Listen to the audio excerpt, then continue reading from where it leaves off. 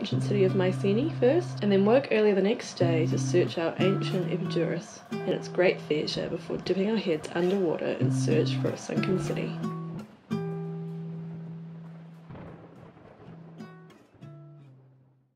Good morning, guys. We're on the road again. We have left the beauty of the beach and heading inland a little bit. We've done a food shop, but we're actually heading to another supermarket, to a secondary food shop, because the first one had 0 gluten-free products, which is a bit of a pain in the butt. But yeah, we have talked a lot about it, and we've pretty much decided that we don't want to go to Athens anymore. Is that right? I think so, yeah. We kind of tossed up what we wanted to do in Athens and how long it would take and how much money it would cost. The costs kind of outweighed the want to go. So instead I think we're going to start heading up towards Albania a little bit earlier and start moving on again, which is kind of exciting in itself. Dylan's also started a new trend of taking things. Oranges that overhang the road. Well, if you pull over to the side of the road and there's an orange sticking in the window, it's a clear sign that it's meant to be yours. And so we currently have 3 unripened oranges. This is the most green, which, I don't know, it might end up being a whole sack full by the end of the trip.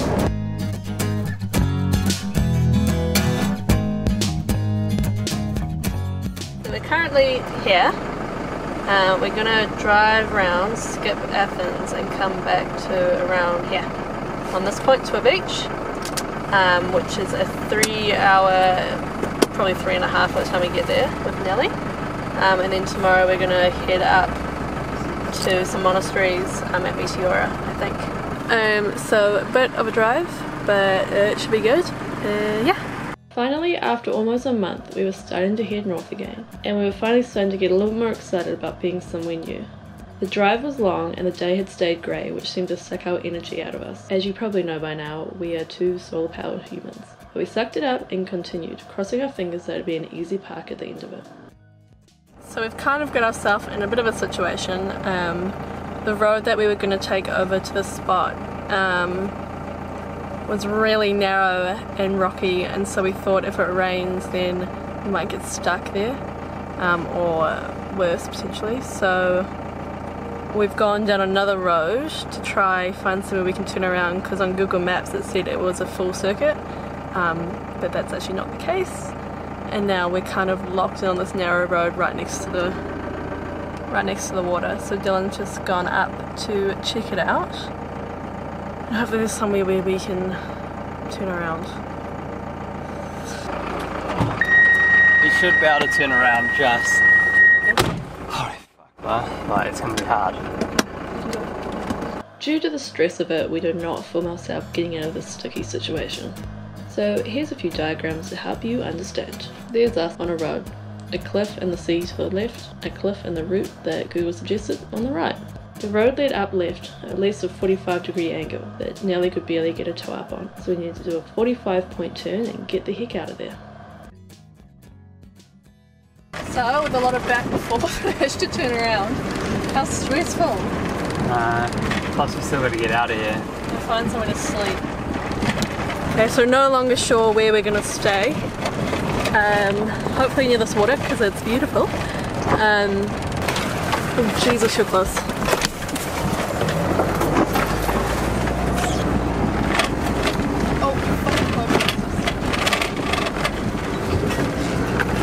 One of those like dreaded times at the end of a long drive that you hope that you can just pull in and be nice and easy, but it turns out to be not what you thought it is. Yeah.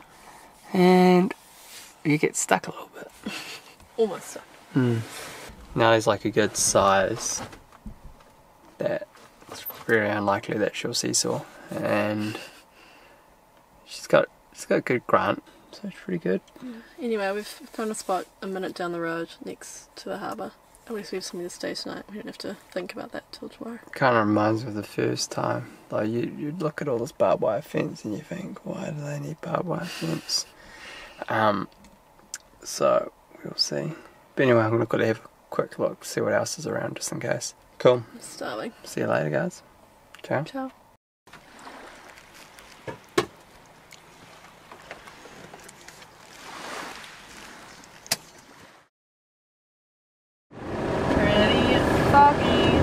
Pretty foggy indeed.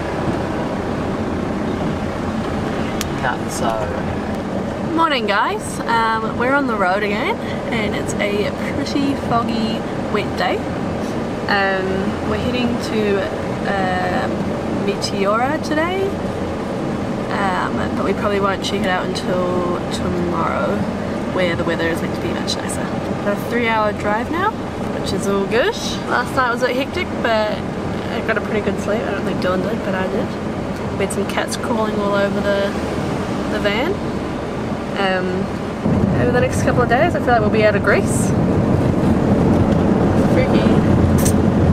Yeah, heading towards Albania. Yeah, hopefully everything runs smoothly. Fingers crossed. Touch a little bit of wood up here. Excuse me, you gotta touch the wood. And we shall continue on. I think, looking at it, if anything, we'll probably spend slightly more time in Albania than we will in like Montenegro, I think. Yeah. Also just the sheer size of Albania versus like Montenegro is quite different. And then we'll be in Croatia and then we'll look to head north. Yeah. It was another dreary day, but this time we were a bit more fueled with excitement from Meteora. We'd read a lot on this place and it was cool to see the rock formations getting closer.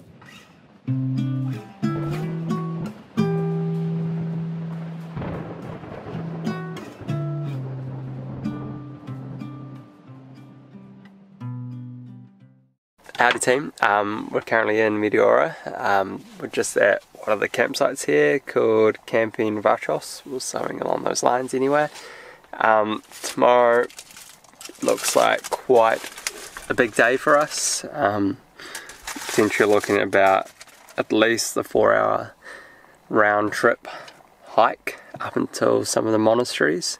Hopefully the weather is good to us, and also hopefully we can get the drone out, which would be awesome, because I mean these monasteries are like on top of, I don't know, what do you call them, like sheer cliffs. It's just the way that the rocks has formed over the years to form these like just standalone rocks with valleys in between, and they decided to put monasteries on the top. So it's quite cool. Yeah, so dress code is quite strict. I think women can't technically show their knees or their elbows, is basically it, and men can't show their knees. So we've got to hike in pants and dresses. Well, we don't need to hike in them, but I don't know, if we can get comfortable at the start we might be right. Anyhow, what I was about to show you is just a quick map of where everything is, where the campsite is and where we're planning on going. The map that we've got is very limited, so we can only know a few hikes that we know we can do. Otherwise there's paths, but we're not quite sure how treacherous that may be. But anyway, I'll show the map. This is it. We're currently here, campsite. Basically, we had multiple options. Either we could be driving up to just different parks, parking up and then go and check out the monastery, drive back, but you know, we like to do things the hard way. We're gonna walk down into Kalabaka, and we may quickly pop into the tourist information office if it's on the way, just to make sure we've got the right map. And by right map I mean a more detailed map. Up here there's a little entrance to the pathway that leads you up to St. Trinity, which is actually probably one of the most insane of them all. I mean, it's up here, perspective. But that hike alone is supposedly like 15 minutes just to get from base level up to the top. and then come back down into the campsite. And then I might check out the restaurant here at the campsite as well, because it's apparently quite cheap. Need a bigger fridge. Supposedly need a bigger fridge. Anyway, that's the plan, and hopefully it goes to plan. Thoughts, Tegan? Like, looking at it, I feel like I'm not mentally prepared for today's hike. I mean, we technically have to hike up to the top of those. Oh god, okay. We're on our way now. Should be fun. Are we going to go to the Tourist Information Centre? Yeah. You reckon? Or should we just keep going? I'd love to get more detail on that. Okay. Cool. Alright, see ya. We searched out an information centre to get some more detailed maps. As we walked through the old town, we met some friendly faces and found a little hole in the wall junk shop.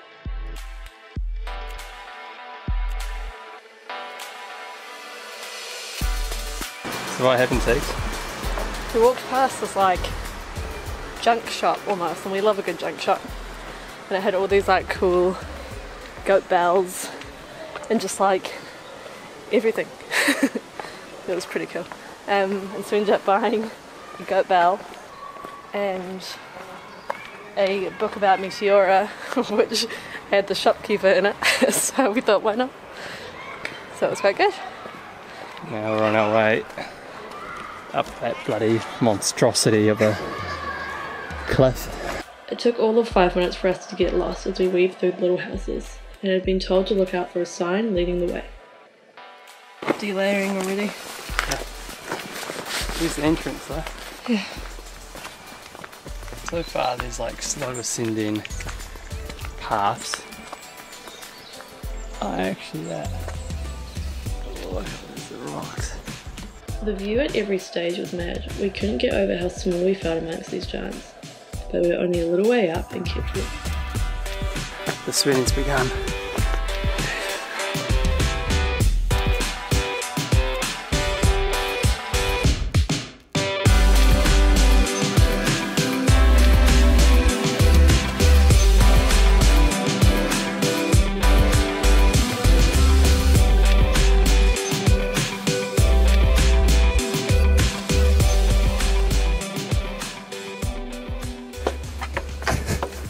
Tegan looks like she's about to harvest the beehives.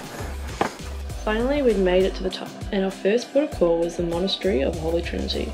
Like always, we were starting with one of the hardest to get to, due to the climb of about 140 steps to get there.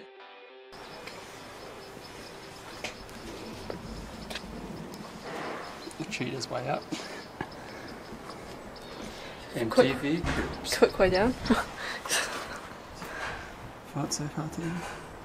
Pretty cool, it's quite new. We made it. Holy Trinity has been an organised monastery since 1362, and the monastery's main cathedral was constructed in the 15th century. The cathedral was decorated with frescoes in 1741 by 2 monks. This monastery used to be the home of over 50 monks, but now only 5 monks live there. And as you exit the back of the monastery, we were met with some of the best views of the day.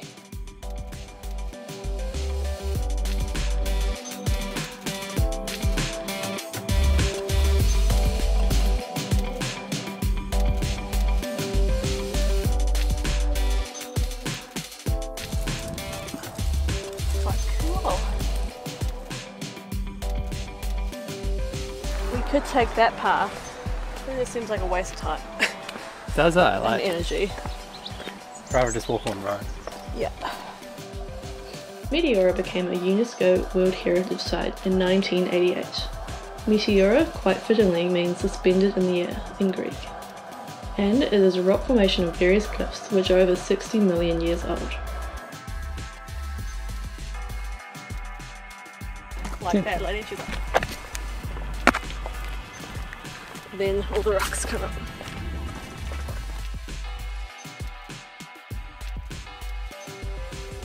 Hey guys, it's pretty cool. Are we gonna go inside that? Maybe. Maybe. Unfortunately it's too windy to fly the drone, which sucks, but better that than not, you know, than lose it. I think that's going to be our last stop anyway, and then we're going to head back. I think so, yeah. Just got all our pennies together. Should have enough now to go inside Valum. We're choosing not to go inside Great Meteora. Meteora, yeah. Sure. Yeah, sure. It's busy as frick. It's quite busy. It's quite a big walk up there. Plus we've just emptied our pennies to pay for Valum, so.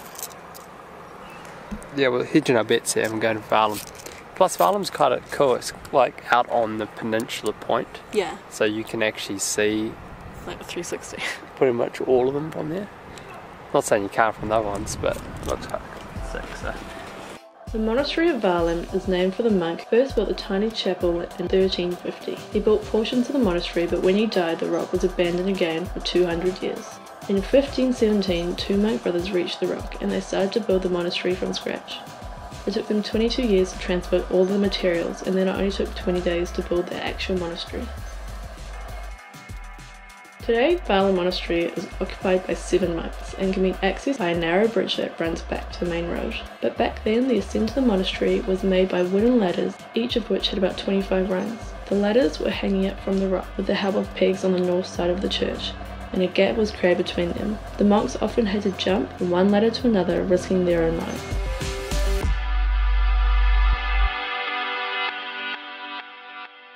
Hey guys, so we're just heading down now. We found the path leading down between the two monasteries on this side after just going to Valum, which was pretty cool. But we're descending now back down. We're not sure exactly where this path takes us, but I think it should meet up with the main road, which we can follow back round past the campsite again, which works pretty well. And we're both looking forward to dinner tonight. We're going to eat at the restaurant on site. A motivational idea in our head right now. Otherwise it's been pretty awesome so far. On the way down we thought we were ready to just go home and rest our tired leg, but then Dylan saw a cave. So in tune to the Wildering style, we decided to check it out. It was a huge cavern sitting in the rock some 100 metres under Valum. It was pretty dark, but we scored a cool view before moving on and running into some wildlife. And finally, with the bells ringing, it was time to go home.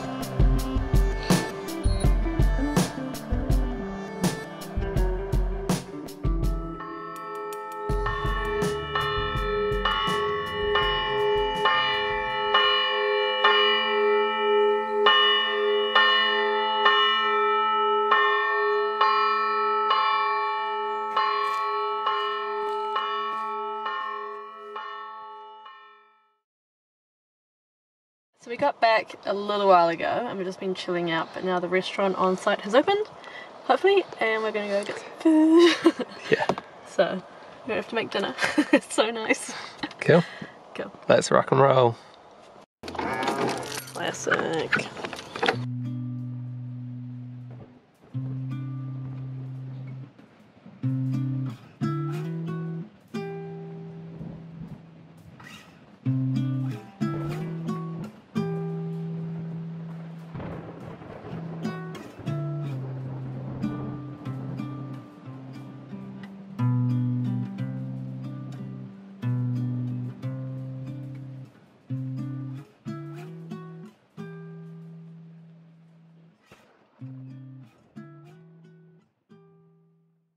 Good morning guys, so we're about to head off now. We're gonna get prepared to cross into Albania, I think tomorrow.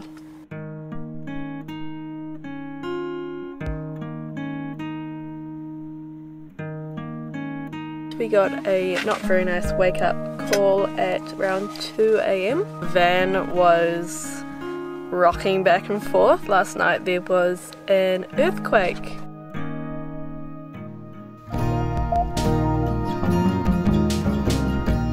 That was extremely weird.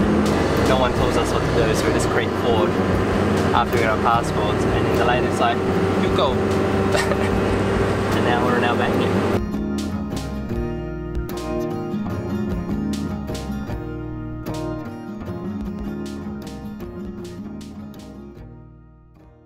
Hey guys, I hope you've been enjoying the videos over the last couple of weeks.